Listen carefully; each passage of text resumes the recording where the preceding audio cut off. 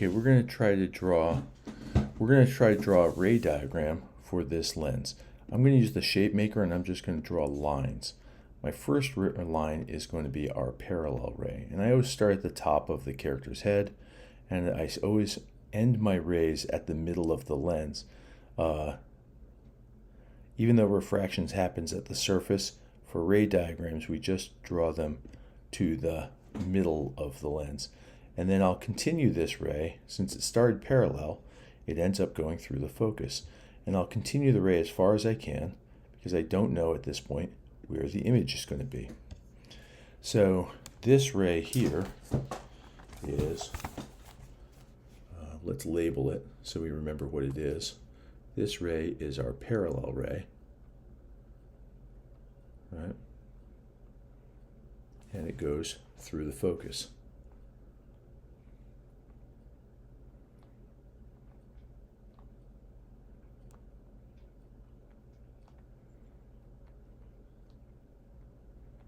Okay. Now the next ray we're going to draw will be the opposite of that. We will draw a ray through the focus, in this case the near focus. Right? Again, we'll stop in the along this sort of center line of the lens, and then we'll continue it parallel because it is the same pattern but flipped. So, and you can see definitely it will cross. So that means we will get an image. And so I'll leave that here, and let's label this guy again. And so let's go over here, and we'll say that this one is through the focus.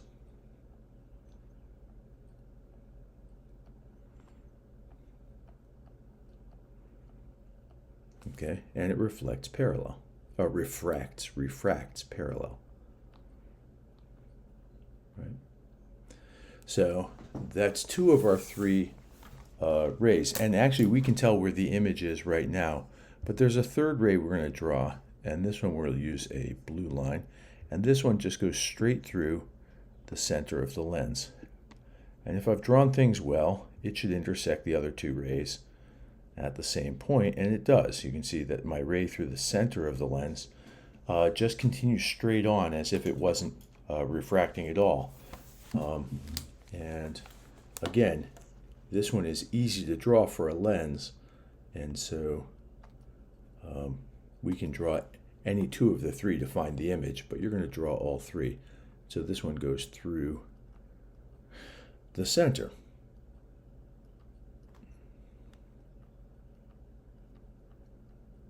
Right? And so for that one, it is unchanged.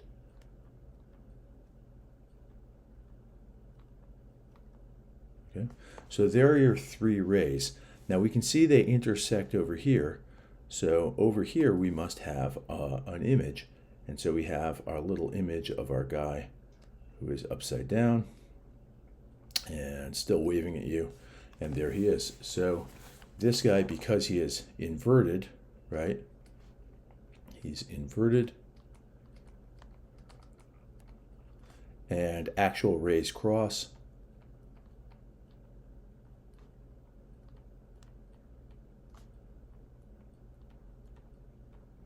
Right? And so he is a real image.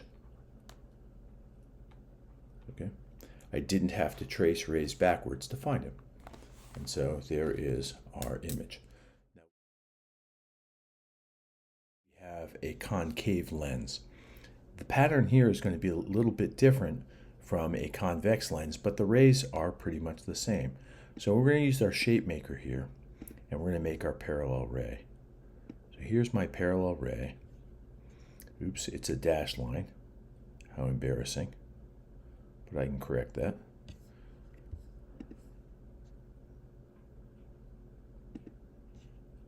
So here's our parallel ray. However, our parallel ray is going to refract, as if it came from a focus. Now I can't have it pass through a focus on this side because it's not a converging lens, but I can make it look as if it passed through a focus. And so what I'll do is make it go this way. And then, all right, so I'll just make this go up a little bit here, And then what I can do is continue it on as a solid line. So you can see what I did was I aimed from the focus and went, and so I could see what direction it was pointing upward, right? Now, similarly, my ray that is supposed to pass through a focus is going to be aimed at the far focus. And so it's not actually going to get there. And so again, what I'm going to have to do is I will aim a ray at that focus, right? So I'll aim it here, but it's never going to get there. And so let's see what path it actually takes. So here is my aimed ray.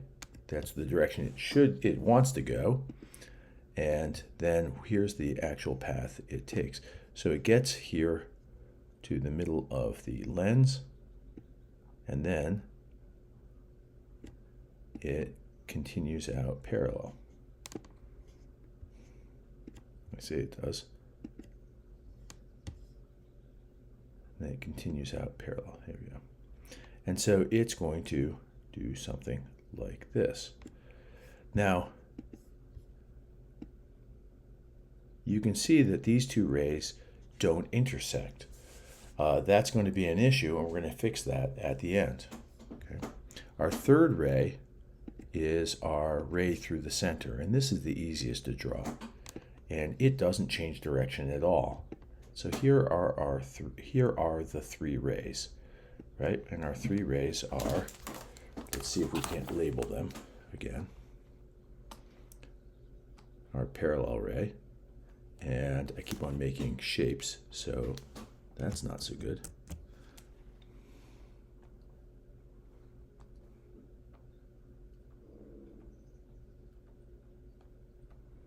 Right? And this one is our green ray here is aimed at the far focus. And then our blue ray is just through the center.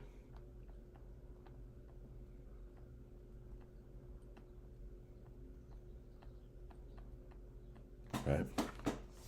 And if we look at how they refracted, this one comes as if it came from a focus.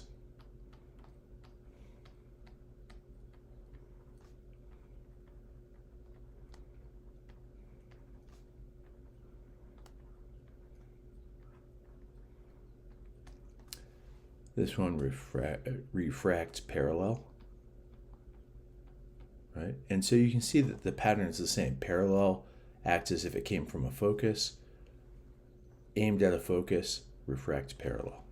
And then through the center, unchanged.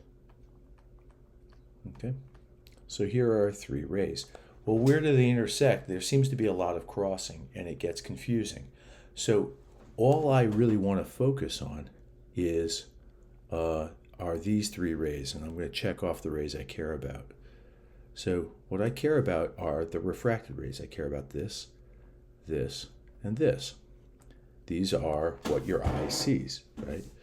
However, they don't actually cross, so what I'm going to have to do is follow them backwards. And you can see that this one, followed backwards, comes down in this direction. This one actually has no change in path, so they're going to cross right about here. And there is a little virtual image here.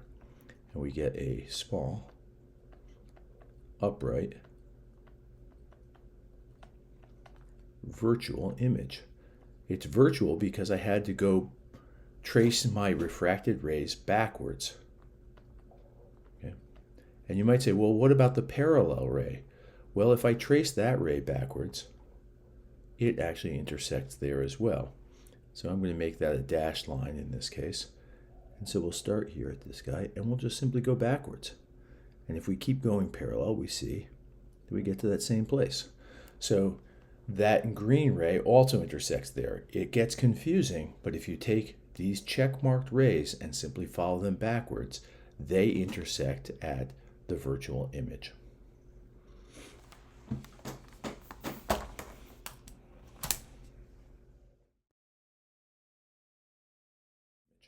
Now we can also do the calculations that are at the end of the worksheet.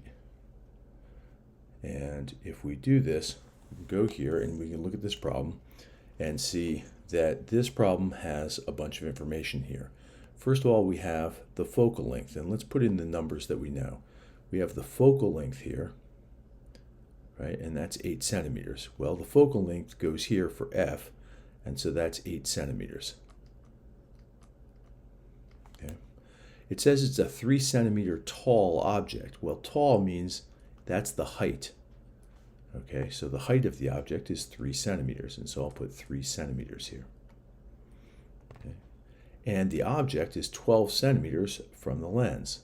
And so this one, because we're talking about the object still, that 12 centimeters is our object distance. Okay.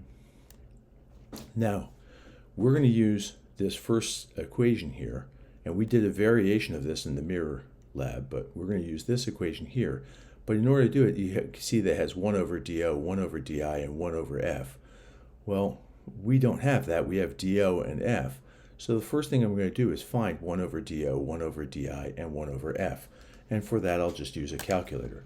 So 1 over dO is 1 divided by 12. And 1 divided by 12, it turns out, is 0.0833. And so this is 1 over 12, right? And that's 0.083, okay? We can also do that for 1 over f. 1 over f is 1 over 8. And 1 over 8 is 0.125, right? Actually, let me put a second 3 here because it was 0.833. So that means that if I substitute in here, I get 0.0833 plus 1 over di equals 0.125. And if I want to solve this equation, I have to do the same thing to both sides. So I'm going to subtract 0.0833 from both sides.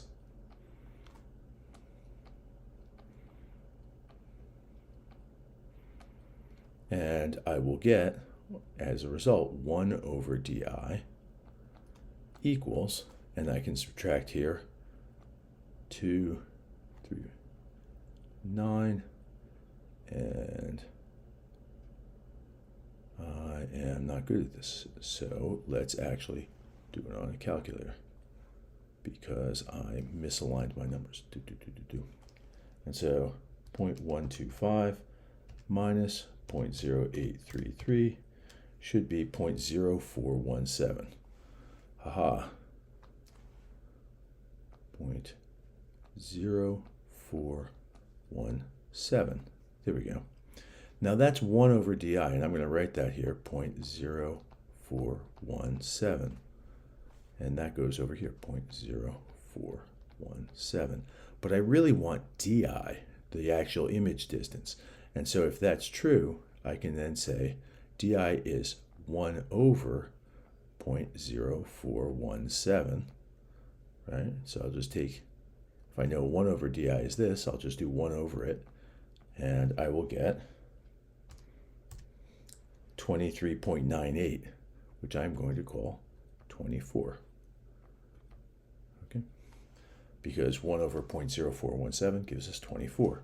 And so now I know di is 24 centimeters. Well, now that I know di and do, I can use this equation over here, and I can find the height of that image. And so this equation says the height of the image over the height of the object is the negative of the image distance over the object distance. So I'm going to substitute in what I know. Let's see what we've got here. So again, I'll start with what I know. Hi I do not know, so I'm just going to write hi. Then HO is 3 centimeters. I know the image distance is 24 centimeters. So I'll put a negative sign here, 24 centimeters divided by the object distance, which is 12 centimeters. Okay, and so I get this fraction. Now to solve this fraction, I have to do, again, the same thing to both sides. And I have HI over 3 here. So I need to multiply both sides by 3 because I need to get the HI by itself. So if I multiply both sides by 3, the 3's on this side will cancel out, and I get HI equals, and I have to multiply 3 times 24 and divide by 12. Don't forget the negative sign. And I get negative 6, right, centimeters. So negative 6 centimeters. Now what does that mean, negative 6 centimeters? Well, if it's negative, then we know it must be upside down, and we're going to call that inverted. It's upside down. And that we know that because HI is negative.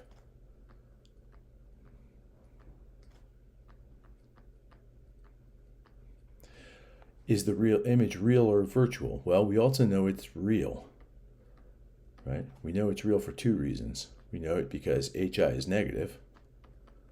Okay. In other words, the image is upside down, and that only happens for real images. HI is negative, but also DI was positive. In other words, we didn't have to trace the image distance backwards. We found it on real rays we're crossing, so DI is positive. So those are our 2 clues that we have a real image. Okay, so HI is negative and DI is positive. So we can do this with math, and it can look intimidating, but if you simply follow through and calculate 1 over DO, 1 over DI, and keep track of the fact that your answer is 1 over DI, so you have to divide it into 1 to get DI itself, this is actually easy to do. So hopefully with this video, you can follow the steps and do this on the homework sheet.